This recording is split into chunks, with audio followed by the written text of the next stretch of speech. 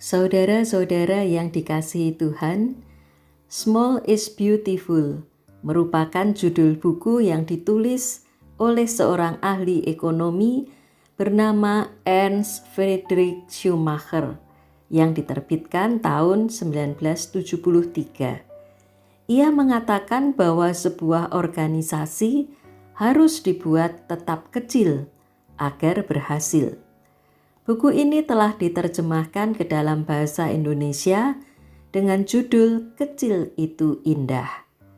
Ungkapan kecil itu indah atau small is beautiful kemudian dipakai secara lebih luas dalam berbagai konteks, baik kajian ilmiah seperti arsitektur misalnya, atau sekedar percakapan sehari-hari.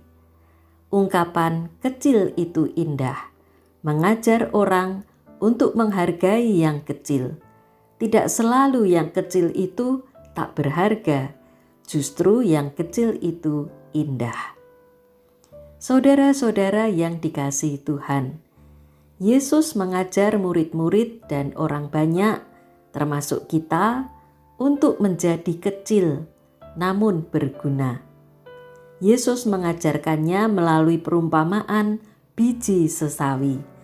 Mari kita baca Markus 4 ayat 30-32. Katanya lagi, dengan apa hendak kita membandingkan kerajaan Allah itu? Atau dengan perumpamaan manakah hendaknya kita menggambarkannya? Hal kerajaan itu seumpama biji sesawi yang ditaburkan di tanah. Memang biji itu yang paling kecil daripada segala jenis benih yang ada di bumi. Tetapi apabila ia ditaburkan, ia tumbuh dan menjadi lebih besar daripada segala sayuran yang lain dan mengeluarkan cabang-cabang yang besar, sehingga burung-burung di udara dapat bersarang dalam naungannya. Biji sesawi bukanlah sawi yang kita kenal di Indonesia, yang kita tumis, kuah, atau dibikin kimchi. Melainkan tanaman yang dalam bahasa Latinnya Brassica nigra. Dari biji kecil tumbuh tanaman berbunga kuning yang tingginya 50 cm hingga 2,5 meter. Bahkan ada yang mencapai 5 meter. Sehingga burung-burung dapat bersarang pada pohon sesawi itu. Gambaran ini dipakai Yesus dalam perumpamaan tentang kerajaan Allah yang kelihatannya kecil dan biasa, namun terus berkembang. Diawali oleh Yesus yang secara sosiologis kelihatan sebagai manusia sederhana yang berkarya memberitakan kerajaan Allah melalui ajaran, tindakan, mujizat, kepedulian dan kasih kepada semua orang, berpuncak pada salib dan kebangkitannya. Kerajaan Allah terus diberitakan oleh pengikut-pengikutnya hingga kini, dan terus sampai pada terwujudnya kerajaan Allah yang sempurna saat kedatangan Yesus kembali pada akhir zaman. Kerajaan Allah itu membawa anugerah keselamatan dan kasih kepada semua orang dan segala makhluk. Saudara-saudara yang dikasihi Tuhan, sebagai murid-murid Yesus, kita dipanggil untuk memberitakan kerajaan Allah itu dalam kehidupan kita pada masa sekarang ini.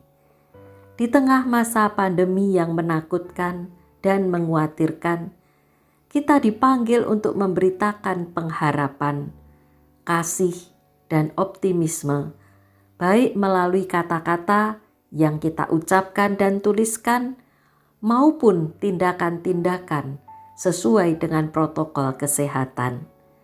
Kita menghibur dan menguatkan orang yang sakit, memberi semangat dan harapan, sambil kita tetap menjaga kesehatan. Di tengah situasi dan kesulitan hidup dalam pekerjaan dan usaha, kita dipanggil untuk memiliki pengharapan dan penyerahan diri kepada pemeliharaan Tuhan, sambil terus berusaha dan bekerja mencari berbagai peluang.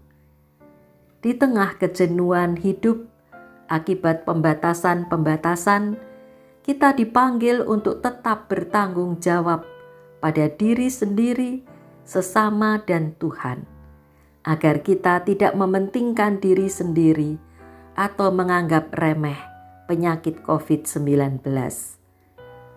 Di tengah masalah dan tantangan dalam relasi kita dengan orang lain, dalam keluarga atau pekerjaan dan pergaulan, kita dipanggil membawa damai, sukacita, kasih, perdamaian, dan rekonsiliasi. Di tengah dunia yang sering tidak adil dan damai, kita dipanggil mewujudkan tanda-tanda kerajaan Allah, yaitu keadilan, kebenaran, perdamaian, kasih, pengampunan, dan pemulihan yang kita wujudkan dalam doa, harapan, kata-kata, sikap, dan tindakan sehari-hari. Mungkin terasa kecil dibandingkan permasalahan yang ada di dunia. Namun ingatlah, kerajaan Allah justru diawali dari hal yang kecil, yaitu biji sesawi. Amin.